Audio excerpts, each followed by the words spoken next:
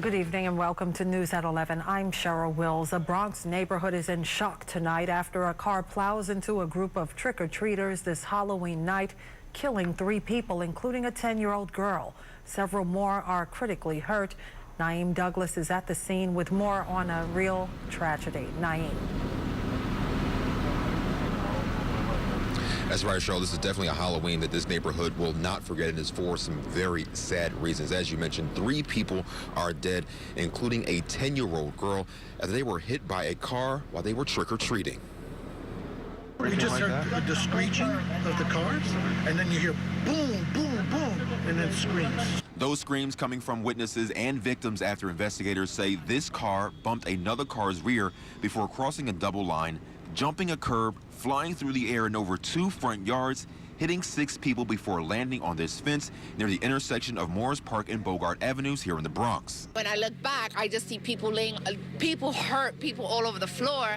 So I immediately dropped my bags and ran back. What she ran back to was carnage. Police say a 65-year-old man was pronounced dead at the scene. A 24-year-old man and a 10-year-old girl were rushed to the hospital, where they were also pronounced dead.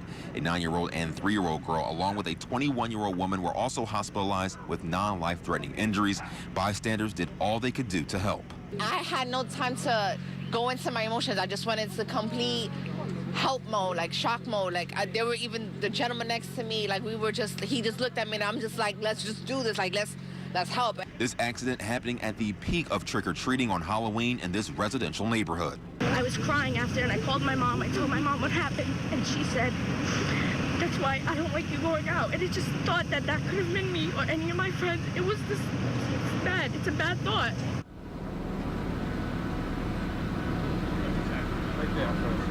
And police know how this happened, but they're still trying to figure out just exactly why this happened. So far, there are no charges to the drivers. In the Bronx, Naeem Douglas, New York 1.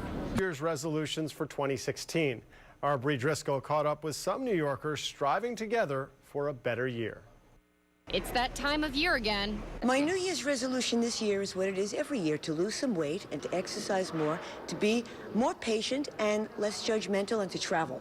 Is to investigate the nature of the relationship between thinking and feeling. It's the same every year. I always want to lose 5 pounds and swear less. Many New Yorkers got a jump start on their resolutions Saturday and hit the gym. In fact, YMCA officials say historically, January 2nd is their highest traffic day of the year. Here at the Y, we see a huge influx in people looking to accomplish their goals, New Year's resolutions, the winter, the holidays. Everyone's really looking to get active again. Lyons says the McBurney YMCA sees about 600 new members in the month of January, and about 70% of them will stick to their resolutions and still be members a year later. He says the key to keeping your resolution is to try a variety of workouts. Also join a group or class for support. One Y member who has that down pat is Steve Harris, who has been part of a pickup basketball team playing at the Y since the 1970s. Some of the group's members are in their 60s and 70s. Harris says the camaraderie keeps them coming back for more. We start the day. We start a couple of mornings here together in the morning. It's just a great way to start your day, and it's a wonderful group to be a part of. We look forward to coming here in the morning, and your day just feels better when you're here in the morning. Another tip, Lyons says use technology like apps, your phone, and fitness trackers so you can see your progress and maintain motivation. Use your phone to track your workout, to write your daily goals. You can track your progress and really see the difference. So stick to it. Those goals are within reach. In Chelsea, Bree Driscoll, New York 1. Good evening. Welcome to News at 11. I'm Cheryl Wills. Tonight, a major break in the investigation. 4 teens are in custody in connection with the rape of that young woman in a park. Community members have been rallying all day in Brooklyn, and now there has been a major break in the case. Our Naeem Douglas joins us from Brownsville live with more. Naeem.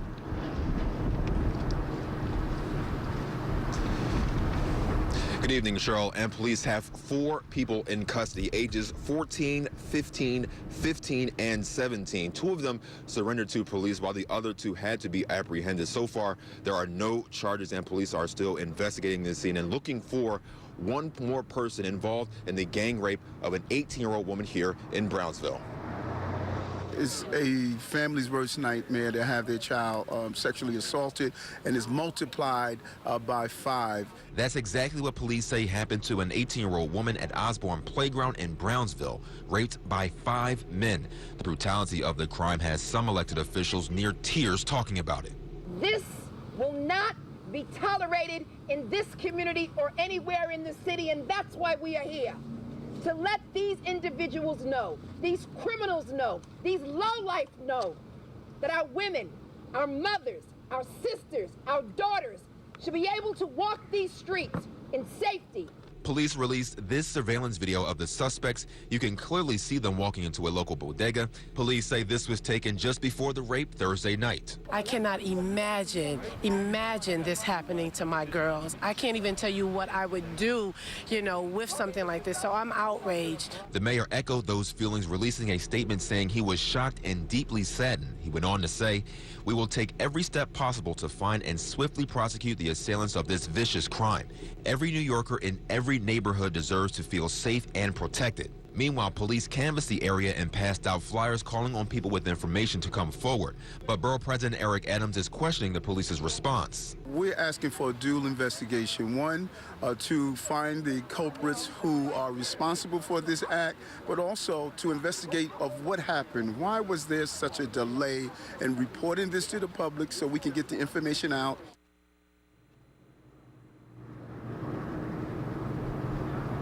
And the NYPD did release a statement saying there was no delay in getting attention to the woman who called in that rape. They also said as soon as they got that surveillance video, they released that to the public and are asking anyone for information to call Crime Stoppers. That number is 1-800-577-8477. For now, we're in Brownsville. Naeem Douglas, New York 1. Cheryl, back to you.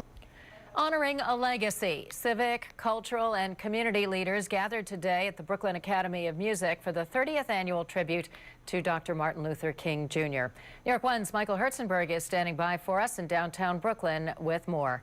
Michael. Hi, Roma. People walking out of this event really say they were inspired. It was a packed house inside. Politicians spoke, including New York's 2 U.S. senators, the mayor, the first lady of the city, as well as the Brooklyn Interdenominational Choir performing.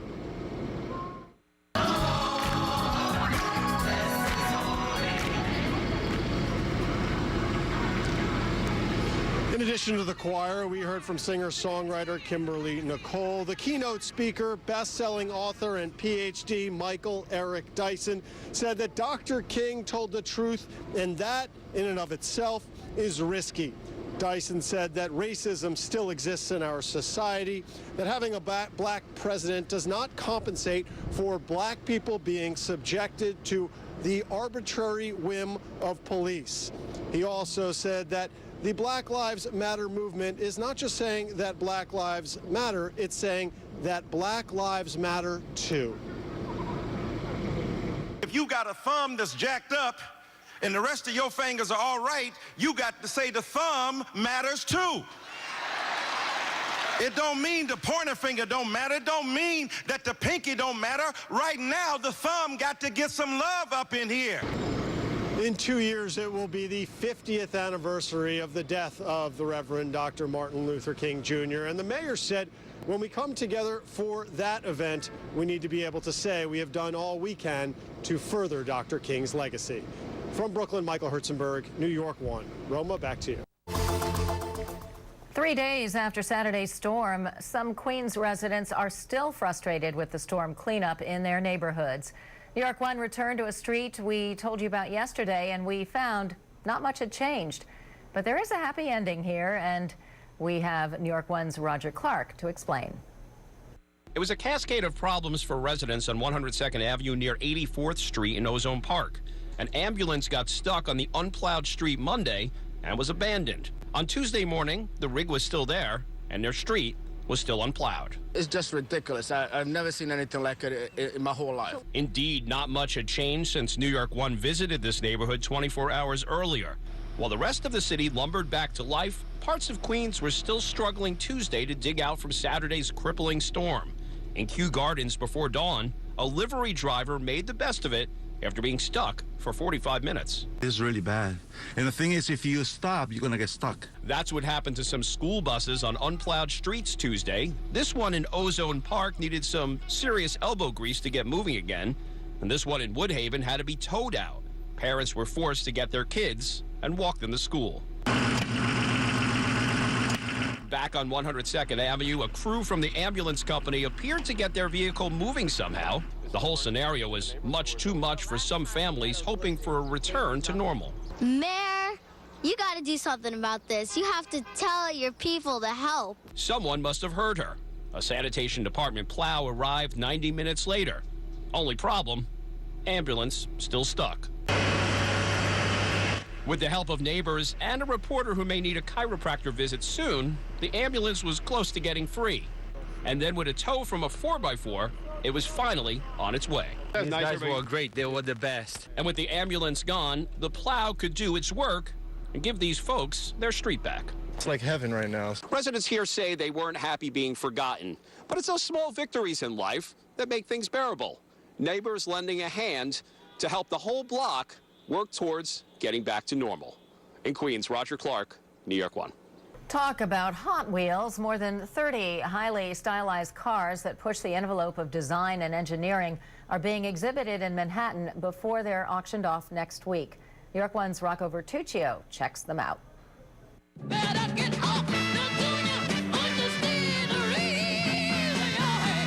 Janis Joplin was the ultimate showstopper on stage. Behind the wheel, she stopped traffic with this very unique car. There aren't many female rock stars that you associate a car to. Joplin bought the 64 Porsche Cabriolet used in 1968. It was originally white. That was too boring. So she had one of her roadies paint it. Joplin drove it until her death in 1970. For 20 years, it was displayed at the Rock and Roll Hall of Fame. It's now at Sotheby's, where it could fetch $600,000 at auction next week. She was just such an amazing person, such a dynamic performer and singer that, you know, to be able to be associated with a car like this is pretty great. Joplin's Porsche is one of 31 cars in the Driven by Disruption auction. Lamborghinis, Ferraris, BMWs, cars that broke the mold with their style, creativity, and engineering. What we've really tried to do is pick out cars that are very special in their own right, bring them all together here in New York. The car with the most buzz is this 56 Ferrari, one of only 4 ever made and used by some of the world's best race car drivers. It could go for $28 million. And this rare 62 Aston Martin, one of only 19 built, it could be yours for a cool $17 million. Today, they're prized amongst collectors as the most valuable Aston Martins and British cars in the world.